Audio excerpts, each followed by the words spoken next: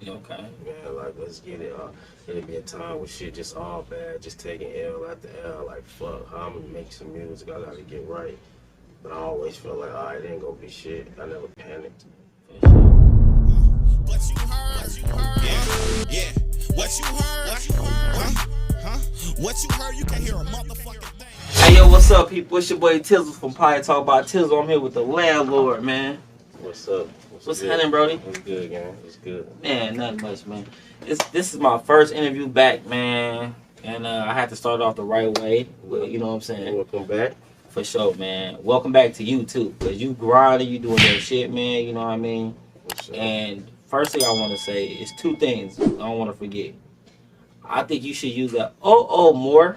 I think that should be your your thing, nigga, because I like that shit. And second off, That's I'm Kode. Kode said the same thing about Cause he said that too. Yeah, that's crazy. Yeah, that you should use that, bro. Like letting the motherfucker know I'm about to rip this shit. You feel me? You've been assassinating all the features, and nigga, I'm glad that you actually finally calling yourself like the king, because I know it's good that you took your time. You waited for everybody else to basically say, "Nigga, you the king," you know, of this shit, this rap shit. You feel me? Yeah, So yeah, it's yeah. like when I hear you do that, cause you real humble, man. You know, Yeah, 100. you a real humble cat. So hearing you say that was cool because like you represent the city right, man. You know what I'm saying? Yeah, 100. Ain't no fuck shit on you. You know what I'm saying? You handle your business. You love your homeboys. And before we get into the actual interview, I want to ask you like on a personal level, like, cause I be feeling this kind of guilt too. When I hear your music, sometimes I feel like you be feeling a little guilty about like the clicks and shit. Like you feel like cause we lose so many people. It be seeming sometimes like, damn man, if I wouldn't have started this or if I wouldn't have did this, would these dudes still take this route? Do you be feeling like that, or just be like, Nah, not really. I mean, because before me, it was other people that, yeah, that did it. I just feel like, I impacted it in a different way. I don't think that I started nothing that wasn't going already. You feel me? As far as the youngest go, I Yeah. feel like that's just some shit that we trapped and we living inside of. But as far as the quick shit, yeah, I feel like that's something. Something that had to happen, it was gonna happen regardless. I don't know if it that way, but the way they've been gangs, youngsters are still being gangs, but Facts. a lot of the gang, a lot of the niggas that be in gangs be way older than a nigga, and be too much of an age difference, and that's kind of why, we kind of started the click shit just because it's like, alright, we be together every day, we don't be around the big homies every day, so we be out here thugging doing this shit. So now it's like, all right, we need to all represent the same thing. You from where? You from where? You from where? All right, we're gonna make this shit all one. Yeah, because we had got a lot, like, we started our clique. We had got a lot of flack from our older homies because they was like, what y'all doing? Y'all dealing with people outside of the circle, da da da. But the reality of it is, even in gangs, we still have our cliques. Like, everybody from your gang you don't fuck with. It's just how it is, man. Sure. But let's get to this permanent scars, man. First off, where you get the title from, and what made you want to like? What was your inspiration towards that album? Uh, I kind of was I was in that space, going through what we all go through, and then just basically I try to make my titles just as powerful as possible, and I just feel like that's them permanent scars. Just say it like it say a lot. They say a lot about how somebody can feel. Just the quote itself, permanent scars. Yeah. But yeah, I was just letting it be known. No matter how much I do this or how much I do that, I'm still dealing with some scars that I probably would never be able to get rid of. For sure. And just making people aware of that type shit. For sure, for sure. How long did it take you to record the album? Man, I'm gonna keep it 100. I just was recording. I never really knew I was gonna record an album. Some of them songs were just me going in there random and just grabbing it in. When it was time to come up with an album, I just took some of the songs that I had, because some of that shit like a year old. Okay. Yeah, so like it's like one or two songs like a year old type shit. Okay, you just knew it fit the album. Yeah, just fit the album. That's why I'm just pulling songs and trying to put together a good body of work, and that's what I had came up with. How many tracks you think you? Well, not. I know it's probably a lot. It's a lot of tracks you got there that you haven't even released, huh? Yeah, hell yeah. I got at least 50, maybe 50, 45, 50 songs that I What I liked about this rollout though, man, you gave us the visuals. You know what I'm saying? You dropped the visuals ASAP. You've been at the clubs. You've been showing up. You know what I'm saying? It seemed like this time you really went hard with pushing it, even because you know people gonna show up for you regardless. You know what I'm saying? Yeah. But it's like I felt like this one, you gave that energy back to your fans. You let them know like I'm here. The visuals was way different. Yeah. You know what I mean? And Pain Holders, man, that's one of my favorite songs on the album. What made you come up with that, and how long ago was it? Pain Holders wasn't that long ago. Pain Holders probably was about 2 months before the album dropped type shit. Okay. 2 months. And, you know, that just was, you know, something that I kind of was feeling like a lot. Like, Yeah. all day, every day, just kind of like trying to go on and be the best version of myself without feeling guilty of, you know, having to like let my peoples that's not here no more, like, you know, Yeah. I ain't never forget my peoples, but just consuming so much of me where Yeah. I'm like cheating myself, you know, the life that I got, Right. still here type shit. Straight up. Pops, let the whole heaven know that we related. And we gon' see each other soon. Let's keep being patient. Love you, Jay. But I'm in pain every fucking day. A dream to chase. I'm a father. I got a son to raise. I'm tired of acting like it's cloudy on these sunny days. I got a family. I shouldn't feel like no runaway. And condolences to your pops. You know what I'm saying? Appreciate it. I know how close y'all was. You know, I used to see him. And I'm pretty sure he probably one of the reasons you so active in your son life. For sure. You know what I mean? So condolences to him. Appreciate that. What was your relationship with him like? Yeah, no, me and Pops was close. Like, you know, it wasn't really not much I couldn't talk to him about, you know. So since a kid, like growing up, I always been able to have that open line of communication, and you know, he shared whatever information he had to help me get through life as you know, as good as I could, or as best as I could. So, Sure. but he definitely was impactful, you know, in a lot of shit that I do, for sure. For sure, man. And also like with this album, I believe it's 12 tracks. Yeah. I believe it's 12 tracks, and everyone, you know, I seen you try some new shit on there. You low key like singing type shit. Yeah. If I was drowning in your love, would you try to save me? And if I didn't wanna be saved, would you think I'm crazy?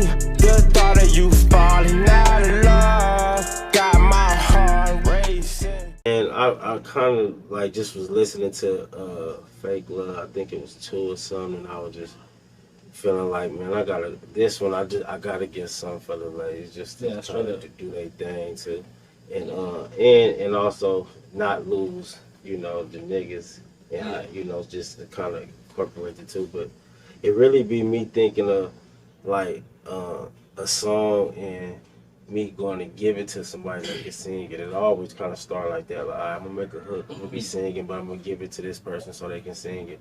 And by the time I'm done with the song, I'm like, man, let me do it myself. Let me fake sing this shit. For sure, man. It was good. I felt like that was Drowning in Your Love, yeah. Drowning in Your Love, yeah. Sure. And then you gave another one to the bitches. You know what I'm saying? Excuse my French. You gave it up like that. One Week Love. Oh yeah. That's my shit. Whoa. Look, what if I told you that I loved you after 7 days? Would you say it back to me or would you hesitate? Would it make you separate or would you celebrate? Cause these stairs taking too long, I'm trying to elevate. It's crazy because that was a conversation that I had with one of the homies like 10 years ago. Like, man, have you ever felt like you was in love in like a week? And we used to just joke about that shit all the time. And you know, when I'm kind of like putting albums together, I try to figure what topic is powerful and it'll impact in a way that the other songs haven't. So I just felt like that was another song that kind of probably like bring the females but not lose the niggas that much. Yeah, I felt like that was dope because they say they believe in love at first sight and all kind of shit, man. Sure. When you first started taking music seriously, right, and you ran across your first like roadblock, you know what I mean? Like your first time you felt like you wasn't getting nowhere. I know, like it's a difference between, because niggas was already popular. Yeah. It's a difference between being like popular and making this shit work for you. Because I tell people, like, in our community, the worst thing is people don't know how to get paid for their name. A nigga be the most popular nigga in the world, but then be broke. You know what I'm saying? Yeah, exactly. And that's the worst shit, because like you can't have a regular job at Taco Bell. Everybody know you. You might be in the streets or active, so it's like make people become stagnant. You know what I mean? So like, what was the first, if you can remember, what was the first like roadblock you came across, and how did you get through it? Oh man, I had a whole bunch of roadblocks. I don't really know if I had any that kind of made me want to like quit. Yeah. And not to even be like I said, my shit wasn't smooth at all. But as far as like making sure that I keep getting better, keep trying to make things bigger, and trying to learn something new about the business every time the new album drop. I know something different about how to roll it out. All that. I'm just learning each time. But you know, I had a lot of roadblocks. Like I said, I had a lot of roadblocks, but none that just like left me where I was confused on what I wanted to do. You know, what I mean? I noticed a lot of niggas go through that, but they I always felt like I always embraced anytime like I got uncomfortable with this shit. Like, okay, man, like let's get it. It'll be a time where shit just all bad, just taking L after L. Like fuck, how I'm gonna make some music? I gotta get right. But I always felt like, it ain't gonna be shit. I never panicked. For sure. Are the people like that you first started with, you know what I mean? I see, you know, you still be with Kode, you still would be with a lot of cats that you grew up with. You know, I see you with Cheese, you know what I'm saying? I'm glad he out doing this thing. You know, you mentioned Cheese a lot, you mentioned Mees a lot, you know what I mean? Rest in peace to Cap, you know what I mean? Who was a solid Cap, man, thorough. Sure. But like, do you feel like your circle kind of changed since you first started? Yeah, definitely it changed. Not a whole lot, because mostly 95% of the people that I started with, we still like talk. Yeah. You know, when we see each other, the love still real. You feel me? Yeah. And like I said, a lot of the people I started with was like a big impact to this shit. So I try to keep their name. Like I said, I do say Cheese and I do say Cap, because these is people who kind of like, you know, was the mold to this shit. So I don't ever want nobody to forget them, you know, along this shit, because we got a lot of motherfuckers, you know, coming, you know, the youngsters are getting younger and younger. Yeah. You know, so I'm just trying to make sure they remember them as well, for sure. They definitely found us in this, man.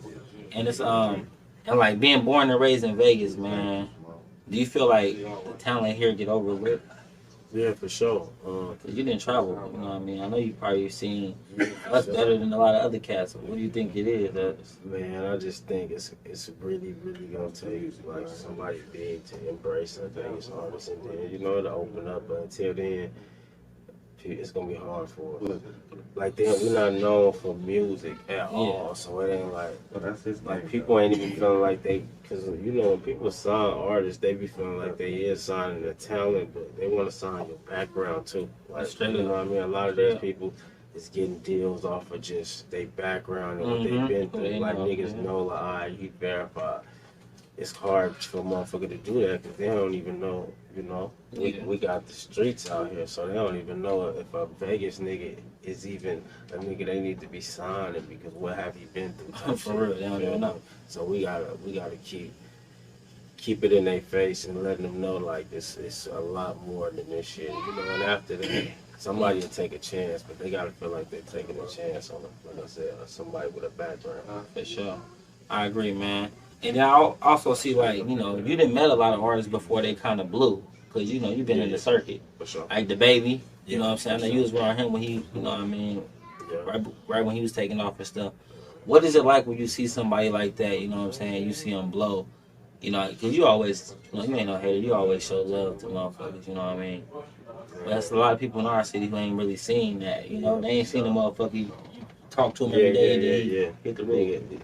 Man, that shit really motivation, bro. It's still crazy to see when I just be around motherfuckers, even if whether it's an artist or somebody that's doing sports and they're in college and shit, and I see them like in the league doing like really doing their shit. It's like, damn, that shit is inspired. and it really let a nigga know like, all right, it's possible. Keep working. You right there. You right there. You rubbing the right elbow. Just keep working. For sure, man. And then this time you dropped a documentary, which had hella old footage. It's like I was watching that shit. I'm like, damn, I didn't seen most of this shit before. You feel me? And it was dope though that you put it together. What made you do the documentary with it, and how did that come about? Man, I watched that documentary like literally a couple weeks before I announced that I was doing it. But I watched it, and I was just like, it's so many new fans that don't even know the backstories, you know, and how far this shit go. You know what I mean? So I was just watching, and I was like, you know what? I'm gonna drop this with the album. And just, you know, make permanent scars. So now everybody, all these people that I'm like rapping about that passed away, like they in this documentary. Yeah. You know, it's a lot of them in there. So it's just like, all right, let me show them my permanent scars type shit. For sure. That's 100, man. I definitely like the documentary, man. Appreciate that. 02, 02. which is probably my favorite song on it. When I first heard it, I called Skinny. I'm like, this nigga done went crazy on this motherfucker. Yeah. I'm the king of the city, and I earned that through the years. I ain't named myself that, earned the crown through my peers. In 02, walking in parties like who in here? That's when I caught a case. I was gonna have the school year back in 02. I was actually locked up with you when you said that line. Like, Yeah. we was actually in juvenile together at that time. You I feel remember me? that shit too. With everything. I think we both was in there for gun charges type shit too. But it's crazy because like when I'm hearing it, I was so glad that you made that song because like kind of what you just said, so many people don't know like the impact that we had because it was a time spread from like 2000 to 2007. Yeah. That if you didn't get locked up and for something, there's no way that you was like in the streets. Or they gonna automatically label you as not right. Because it was like, remember they started the gang unit and all that shit? All that shit. And we was getting, parties was going crazy and all that. What was your mindset at? And did you write that song or did it just come to you? Man, the song, I said this in the interview though, but it's so crazy because the song came about me wanting to name a song, the number 7 song on my album, 02, just so it can, on the CD, it look like it say 7. 02, nice. You feel me? So that was the idea tight. before the song even went about. I'm just like, all right, I got these songs. You know what? I'm gonna make up a song called 02. Let me listen to these beats. Then I'm listening to the beats. My nigga Reezy sent me one, and I really was just like, okay, this can be the 02 shit. I'm like, all right, well, how am I gonna name it 02? What the fuck is 02? And then I'm like, all right, 19. Shit. You feel me? 2002. And then I came up with the hook and then the verses, and that's kind of how that came about. I just knew whatever it was, I was gonna name a song 02. You feel me? That's wild. And to like the younger artists out there watching, man, look at how detailed he is with even how he dropping his songs. You know what I mean? Like a motherfucker ain't just going in there and just coming up with the shit off the head. Like motherfuckers is taking their time, passion, and being creative with it. Yeah. That's dope, man. You know. And earlier we were speaking about consistency. Yeah. Like, that's you. Like, you know what I'm saying? It's so many cats that was rapping when you came up.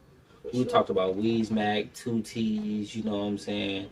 I just said the boy's name. I was just talking about when y'all was 4 much. I can't even remember his name right now. But yeah, Pat, you know what I mean? All y'all came rapping. It's 1,000 cats that was rapping at that time. Yeah, for sure. You know, I heard that shit with you and Euros, man. Was cold-blooded.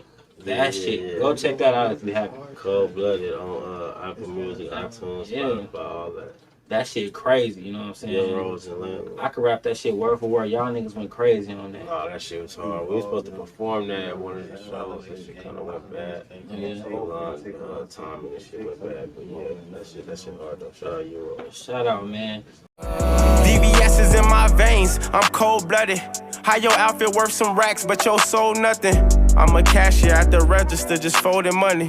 Why niggas talk about change like I owe them something? They backdoor, buddy, I heard it was his own cousin. But they told something, so fuck 12, the whole dozen.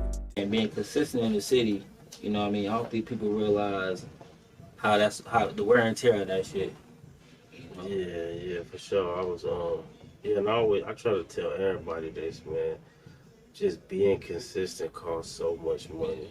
It really costs money to be consistent. If you ain't like one of these big ass brands that just make money while they sitting at home, this shit take a whole lot of money. So if you seen any nigga, like, I don't even care if a nigga sorry if his music ain't that good. If you seen somebody consistently dropping music and visuals for 10 years straight, just know he's spending a whole lot of money and a whole lot of time, a whole lot of energy. You know, that's a whole lot of up and downs and feeling like this thing wasn't right. This, like, to be able to do anything like that consistent, it really costs a lot of money. Even like just seeing somebody in an apartment for 10 years straight, you know, with a cell phone in the car, like doing that for 10 years alone, you winning. It ain't like, oh, you been in that apartment, you been in that. No, you do that for 10 years without that shit, losing that shit. For real. For the 10 years, the rent going up, everything going up. You still consistently doing this. It's like I said, you gotta have discipline and it really gotta have money to be consistent, for real. For sure. But your consistency paying off because, like, now, you know, you making your bread back in the city, fucking with you because I feel like they seeing the struggle. Yeah, for sure. Because when we get older, I'm looking, when I first seen them, okay, bam. But now I'm older and I know how money works, it's like, damn, this nigga was really coming out his pockets. Nigga was spending, and you know, niggas spending so much money, bro, on this shit. Like I said, my first 10 years was just like making myself look like I'm signed to somebody. Some shit like, man, always look like you in super rapper mode. Spend this if you gotta spend this. Get the videos, buy the CDs, get the big, thick, hard cases. And I ain't even had nobody to sell them to. I just was giving them to everybody. Even though I learned that people would have bought the material if I would have tried to sell it. But I was big on everybody getting it. Yeah. Like, you know, if I sold it, only a certain amount of people was gonna get it. I wanted everybody to have it. So I kept dropping music, just giving it away, dropping music, getting merch printed up, giving it away. Just, you know, just really giving it away, packing people venues and shit, doing shows, spending money for that shit, and, you know, and just getting them rich, getting them money, and, you know, niggas just getting niggas bags and. But just being happy that, man, hella people was there to see me. Everybody was fucking with me, you know. But it's like, damn, bro, when this shit gonna start, you know, paying off? So it's just like, I'm just blessed to say that I got to make it to this era where you can make your money back. Because I would have been hot if everything just, you know, fell off and I ain't get to drop some shit. My video without... You know, I get to have a worldwide video without going on BET and shit. Like, what? This shit lit, man. You know, this is the era where you can, like, be worldwide with just a click of a button on it. Absolutely, man. Yeah, it's definitely easy to spread your music out nowadays. You know what I mean? Man, nigga, what's happening? Man, y'all want to drive to Cali? Me and a homie driving to Cali, going in the mall, passing out CDs. Like, you want to get heard in just another state, you got to go to that state. That's how, you know, that's how it was in the beginning. Now you, like, you drop your shit right there. Everybody at home. For real. Is hearing that shit for sure. Motherfuckers be blowing out and ain't even leave the house. For sure. That shit is wild, man. So let's talk about, you know what I'm saying, as far as like your songs, when you performing, you know what I'm saying? Block Friends for sure is crazy. You feel me? For sure. So how do you decide what song's gonna be, you know, part of the playlist when you performing now? Man, keeping it real, it's like the crowd. I already be knowing what type of environment I'm going in. Like, alright, we're about to perform here. This is kind of probably gonna need to be the lineup. Yeah. Or if I'm going, you know, if I'm on one of Lito's shows, I'm like, this has to be the house. You know, it just gotta be. You know, you got another crowd. Like, sometimes I go with a full thing and look at the crowd and say, all right, we're going to change number 2. And we ain't going to do number 6. We're going to do 3. You know, you're just knowing the crowd. You know, you don't want to pour the crowd with some shit. What's some game you got from Lito? Shout out Lito, too, man. Man, shout out Lito, my nigga. Man, hella shit, man. Man, that nigga give a nigga so much game. It's crazy, honestly. And I don't even look at it like, it's just like, it's regular, you know, we just be chopping it up. You tell the nigga how to do a lot of shit. This, even having the album rollout, I never even, you know, I never knew nothing about an album rollout. Nobody never told me that. I kind of like catch a lot of shit myself. Like, that's just something I never really thought impacted an album that much. Like, making sure you got the videos ready to go, making sure you got you know, shit to push the album and make it live longer type shit. Yeah, And for sure. that's just something that he was always big on. Like, make sure you, when you drop it, you got them videos already ready to go. You know, and that's just one thing. You know, something small that makes such a big difference. You know, just shit you wouldn't learn unless you got signed to a major label. If you ask me, and that's. And that's just shit that, like, a nigga keep a nigga laced on how to keep growing the brand. How y'all meet? Man, in Vegas, we met out here. Yeah, at Floyd fight. We met at Floyd fight. I was in one of the spots fucking with my little partners and shit. They was listening to him like, this nigga hard. So I went for like really a week straight, just every time I'm seeing them little niggas, they listening to his shit. I'm like, this nigga really hard. So I seen a video and I seen how he looked for probably like day 7 of listening to this nigga every day, you know. And then I went to that Floyd fight and I seen him. I'm like, that's a nigga we was just listening to type shit. I'm like, Lito. And he like, what's up? We took a picture and shit, chopped it up. We chopped it up really brief, keeping it real, but you know, I just told him a nigga was fucking with his shit, and you know, and he left the city and came back like 3 months later, and he tweeted like, "Hey, anybody know a landlord that won't tell him to get with me?" type shit. And my nigga MP, rest in peace, hit me like, "Hey, you see what Lito tweeted?" I'm like, "What you talking about?" And he told me to tweet what he was like, somebody like landlord. And then, you know, we was doing some other shit, and that kind of turned into like a friendship, and from there we just started doing business. Yeah, man. Lito got a big following out here, man. Man, that nigga huge. I still be going crazy on that. They don't know the half. You know? Oh, yeah. That shit crazy.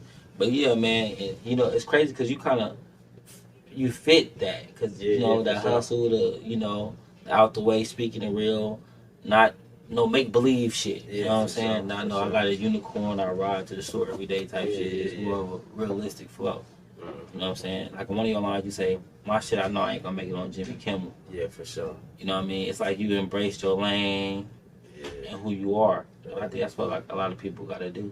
Yeah, for sure. And it just make it to where you can live in your truth without any struggling or anything. Like, I don't feel like I have to go to the studio and try hard, or I just gotta, you know what I mean? It's like, if you just find your lane and what you find, not just what you creative in, but what could you be consistent in, what makes you feel good after you do it. Like, some niggas rapping and recording and they feel like exhausted after they do it. Like, all my songs make me feel better after I get it off my chest type shit, you know? Yeah. So it just keep me wanting to do it, keep me having to do it type shit. It's crazy when you said that. Remind me of a line on that Cold Blood when you say, I'm in the studio worried about my own bitch, but I ain't tripping. At least I got a song from it. I'm in the studio confused about my own woman, but I'm like, fucking shit, at least we got a song from it. Yeah, for sure. That shit deep, you know what I'm saying? That shit deep, like, that's what a nigga putting that music first, like, whatever I go through, nigga, I'm gonna embrace it, and I'm gonna make it a moment. Yeah, I'm gonna make it just so, because I know it's a million other people going through that shit, and I feel like as long as I can kind of be vulnerable to it, like it'll heal some people, help some people, you know. For sure, man. So yeah, man, you know, you got your plaque and shit with you feel me? What was it like getting that motherfucker, man? Man, I'm gonna keep it real. This is something that I did personally for the people that I feel like impacted the album a whole lot. I made one for Two-Tone, you know, he executive producer. Shout out Two-Tone, man, for sure. And Breezy and Kode, the producers, you know, I got plaques for them just to show my appreciation. You know, they be doing shit for me that kind of helped me a whole lot. So I just want to. You fuck with Kode tough too. Yeah, that's my dog. Me and Kode got a real good relationship, you know, and our chemistry straight. So I like that. And now that I got like him and Reezy, I don't really, you know, every now and then I'm gonna dig in my bag and fuck with this person, that person. Yeah. If it just stand out, but I'd rather stay in house how I'm doing my shit. For sure. And both of them niggas like can do any kind of beat, so. So this right here is one of the plaques, but this is to my nigga Reezy and shit. Shout out Reezy, man, for on sure. the motherfucking beat. Shout out Kode, shout out Two-Tone. Yeah. Absolutely, man. Well, thanks for pulling up as always, man. You know, continue to shine, man. You know, continue to do your thing. I feel like you represent us. You know what I'm saying? You represent the 80 babies, you know, the hustlers more than the customers, you know what I mean? Sure. and stay on these niggas' throats, man. And Appreciate that. and to keep it real, you got like so many you got some little homies that's hard too, man. Like that come from under the, your umbrella. For sure. A whole bunch of that. Yeah, they hard. Like all the Pistols, I was just listening to Mac G. Like Mac All G them is like Pistols, Mac G, all them niggas. them niggas hard as fuck. Mac G nigga, like that's one of my favorite rappers out the city. He go crazy and shit, and it's crazy because they all fuck with you the right way. You know what I mean? They all like can always up you. Yeah, for sure. Cause I'm gonna keep it real. All my little partners, like, I want to just say this shit started. This shit was just a group of people who had love for each other that just wanted to get fly and get bitches, and that's all it is. Yeah. Keeping it real. Yeah. And all these little niggas, I just always had them under my wing while I try to push that on them. Like, bro, get fly, get get some money, and all the other shit ain't about nothing. So these little niggas, like, it be real love there for all of them. Cause I manually go. Fuck with my niggas. It ain't like on the internet. What's all my niggas? I love y'all. Like I talk to these niggas on the phone. Like all these niggas. It's like my real brothers. And before we cut it too, man. Shout out to the Beautify the Block, man. Yeah, for sure. That's a big movement in the city, man. You giving back. You doing. Like I went over there a couple of times, and niggas really out there getting dirty, trying to get shit right. You know what I mean? And the homies before us, the older cats before us, they wasn't on that. So it's good to see that evolution. Yeah, for sure. I embrace how I saw you, bro, and everything that it stands for. It's really all I know. So when anytime I can, I want to kind of like, give back. For sure. Even when I see you at fights, it's like, yeah, this nigga, that's how it's supposed to be. Like, I be telling a lot of niggas, like, you niggas they artists and shit, but then they ain't acting like it. Yeah, you got to be in certain scenes. You don't know who you gonna bump into. Man, that's crazy. That's the entertainment capital. Man, that's the thing that we don't got. And I'm telling you, it ain't that easy. Like, a lot of people like, oh, he rapping, he ain't. I know exactly what you talking about, bro. Yeah.